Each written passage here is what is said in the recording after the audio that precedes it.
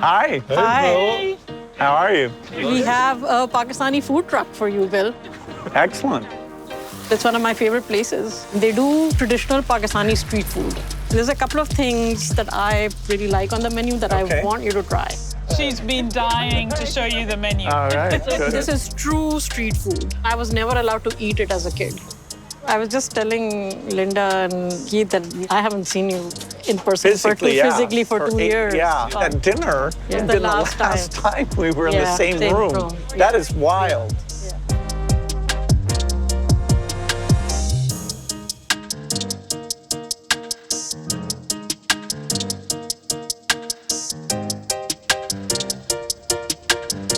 So, Bill, while we're sort of enjoying our Larietta food today, I was thinking about the last time we actually had a meal together, which was February 14th, 2020. And so I remember thinking that this is going to be a challenge for a few people, and I thought of you as a potential person that would be a challenge for. I have to confess that my husband, who is an emerging guitarist, at least that's what he thinks he is, had actually arranged to have a guitar lesson that night, so I had nothing else to do, so it seemed like a great thing to do. Very romantic evening. Yes, yeah. But actually, at the end, they did serve these little hearts. Yeah, we had the little heart chocolate, so that was like, So my wife said to me, was that Bill's idea? I said, I'm pretty sure it wasn't. Yeah. I know that you're working on a pandemic book, and in that book, you talk about that dinner as a sort of a turning point for you. I also remember it as a pivotal point for us. And so I was just curious, why did you think about having a dinner? What were you trying to get out of that conversation? Well, the nice thing about a dinner is that the conversation can go in any direction, and nobody feels like they had to come with slides or something. Okay. I think it was pretty short notice. Like on a Monday, I was like, look, either I should stop worrying about this thing, or we should all worry a heck of a lot more. Yeah. And I'd like to know, which is it? Yeah. Well, in January, there was discussion about a respiratory virus circulating in China and, making people sick. And, that looked like it, could be a gigantic thing. I was just curious, what were the experts seeing? Would China be able to contain this inside China, or would it go global? As soon as I posed that question, I remember Keith in particular saying, hey, it's gonna spread. And nobody said, oh, Keith, you're just panicking. Or everybody was like, yeah. Well, it was quite extraordinary because, WHO hadn't declared the pandemic yet. They did it a month later. So we'd been living with a month of spread in China. Yeah, this is a really tricky thing in calling a pandemic or calling an epidemic, right? You don't know beforehand how bad it's going to be. And so if you end up crying wolf, then everybody says, like, why did you create this panic? And if you don't, then this is, the result is what we're seeing. The key moment for me was when it started spreading outside of China, and we just realized there was no way that what we were hearing about just a few cases in one city was in any way credible. And so there was no scientific reason why it wasn't going to spread over the whole world. The group really wanted to understand fully where we thought we were and where we thought we were going to end up in the pandemic. And the questions that were really top of mind for people was, how fast was the pandemic moving? How sick were people going to get? How many people might die? And we really thought about, what will be the impact of COVID in poor countries? How will they deal with it? What will happen to the health system? There were two things I remember. I remember our evolutionary virologist talking about the generation time, how long the virus must have been around, and kind of we were all doing the mental arithmetic in our heads and recognizing that there were many more cases than were out there, were known. And then the other big thing for me was that moment when I kind of realized that even if it just stayed in China, we were at 1.3 billion doses of a vaccine, and that was 5 times as ever made. The extraordinary thing at that time was that we were living here in Seattle, totally oblivious to the spread occurring in the community. And the CDC guidance at that stage was you could only test people who had a history of coming from China and they had to be ill and symptomatic. Yeah. And it was quite apparent that the number of cases that had spread around the world was not compatible. Yeah. We were just totally unprepared. Yeah. Well, we were almost intentionally ignoring the testing of people who hadn't been in China. There were a lot of missteps early on, and I think the key message and lesson is that speed matters, especially early on. And those delays in the end cost us. Cost us a lot, yeah. I think early on we had a degree of optimism that we were perhaps better prepared than we actually were. We weren't at a global level prepared for what we had to deal with. Who would have predicted we would be sitting here 2 years later with the US having more deaths than any other country on the planet? Yeah. That's And we unthinkable. didn't think that. We No, didn't think not at that that's- stage. Yeah. The other, what I remember is one of our colleagues had earlier in a modeling meeting. The modeling people, yeah. He had said, he was warning us about how bad this was going to be, and he said that by the end of it, by the end of it, all of us will know 3 or 4 people who pass away from it. And I had been just shocked at that comment, and it hadn't come sort of close to me to understand that, okay, I myself am going to be affected, my family is going to be affected. But sadly, you really did have some close relatives. Yes, the first physician that died in the UK was my very dear cousin, like somebody who I looked up to as a mentor to me. And that was March 25th, and it was just extremely hard for me personally to go through that, and completely unexpected.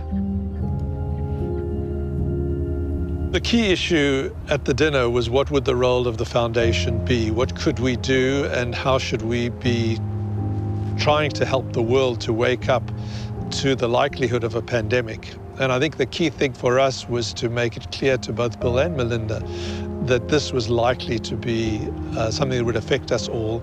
Keith and a few others said, this thing is not going to be contained. And then I said, but why isn't everybody just in emergency mode? And the answer was, they should be. We didn't have a pandemic declared until March 11th. And so the governments didn't see it coming. They didn't talk about masks in the beginning. They tended to ignore the problem. Very few countries actually in that very first part actually locked down, right, and had a coherent response. Very few. I don't remember talking about masks at all. But the two of you, you personally were using masks. Yeah. I remember you seemed like a really extreme case because you would wear the full thing when you'd leave your apartment. And it was like, is he gone overboard? Is he germphobic? I was doing, I was also doing that. Yeah, I was on a plane to DC wearing a full N95 Yeah. with some guy next to me, there with a lot of Clorox and, this N95. But the world sort of, I'd say it was May or June Before they really started. before people said, wait a minute, it's not stealing from the health workers. Yeah. It really can help out. And that's taken an extraordinarily long time. I mean, the fact that N95 masks are not ubiquitous in the US even today is an extraordinary gap which could have saved thousands of lives. And the other thing I remember talking about is our consensus on mRNA, right? Where, Linda, you were very excited, but there were some caution, and from the rest of us, we thought it's like not going to happen for this pandemic. To rely on a new Like, technology in the face of a pandemic was tough. No, I thought it would work, but I didn't think we'd be able to make 2 billion doses. Because this is why we were also in the beginning kind of, we were saying 2-3 years for vaccines, because we had not really understood that this could work, the mRNA. It's the mRNA ended up being the best of the bunch. They were quick. Yes. So, everybody was quite amazing. The volume and the quality, the mRNA is the top of the list. Right. Yeah. But Bill, you gave us a pretty hard time on coming back to why is it not protecting against infection? Right? Yes. And we kept saying that Yes. is a No, very high bar for a vaccine that you really have to No, I target. still have more to learn about that. This is a real tradition that we followed at the foundation, where Bill, when he really wants to dive deep into a topic and wants people to speak candidly, that he'll ask people over for dinner. And it's a really sort of rich way for Bill to learn. When you're trying to learn about pandemic risk, you want people with many different skills to be part of that conversation. I'm very lucky that, top people in these different fields are willing to come in and share their ideas, brainstorm what should happen. The key thing was that very early on, we realized that there was going to be very little emphasis and money available for poor countries. And I think that's where the foundation stepped up early. Yeah. I think very immediately after that meeting, or maybe even at that meeting, Bill agreed to mobilize some significant foundation resources. We had to get our act together at the foundation without getting everybody together to really have a coordinated response. We needed to make a lot of grants for vaccine development. We needed to figure out how we were going to help the developing countries prepare for this. I told Melinda, hey, it's every bit as bad as the worst case. And, we realized that the foundation would have to drop a lot. During a pandemic, a lot of our normal work wouldn't be there. And yet, outside of the private sector, the expertise we had, could play a unique role. After the dinner was like, wow, this should be a top priority and we're gonna have to spend more money. I think we started granting money for different vaccine efforts pretty soon after that.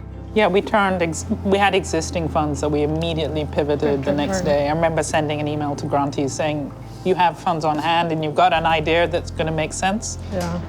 There's no way that we thought we would be spending $2 billion, which is what we ended up spending. In fact, the world has spent trillions of dollars on vaccines, on economic losses, on helping people cope with the impact on their lives. And the most sort of unexpected thing was that our offices were going to close down, right? And that we had to work from home and still be able to do all of the work that we needed to get done.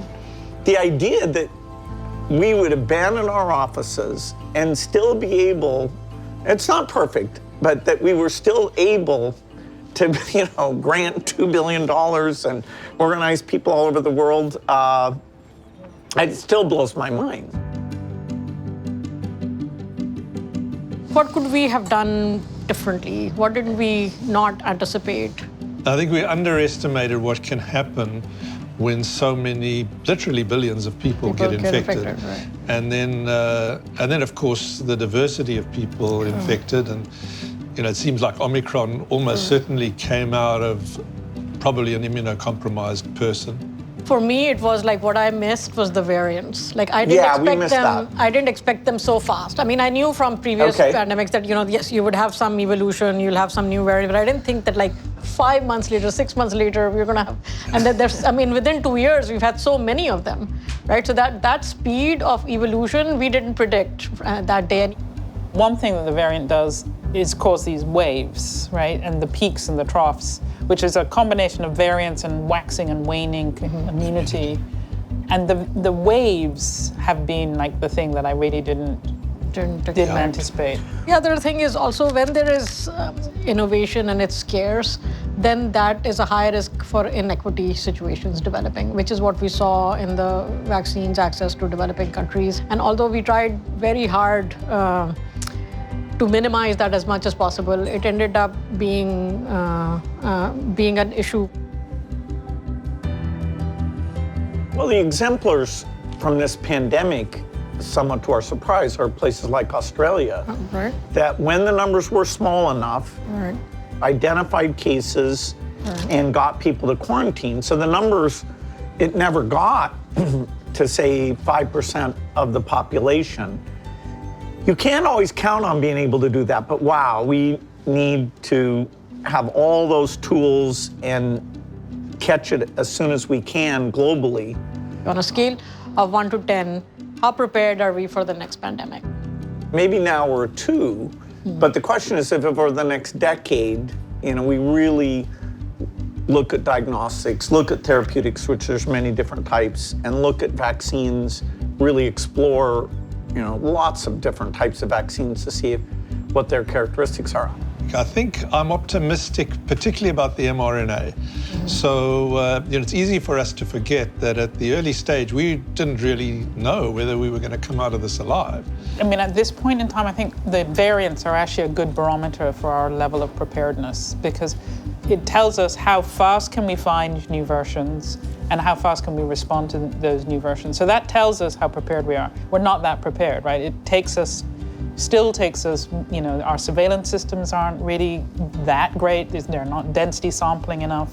And then the response is still long. So I think if we actually use the variants as a barometer, our current state, I'm with you on a 2. I think in 10 years, if we take it seriously, we can be like a 8 or a 9. Yeah. We can be ready. Yeah. Thank you, Bill. Thank you, Linda. Thank you, Keith, for sharing a meal with me. And we are hoping to have some more conversations that dig into some of the issues that we were surfacing today. Thank you. Thank you.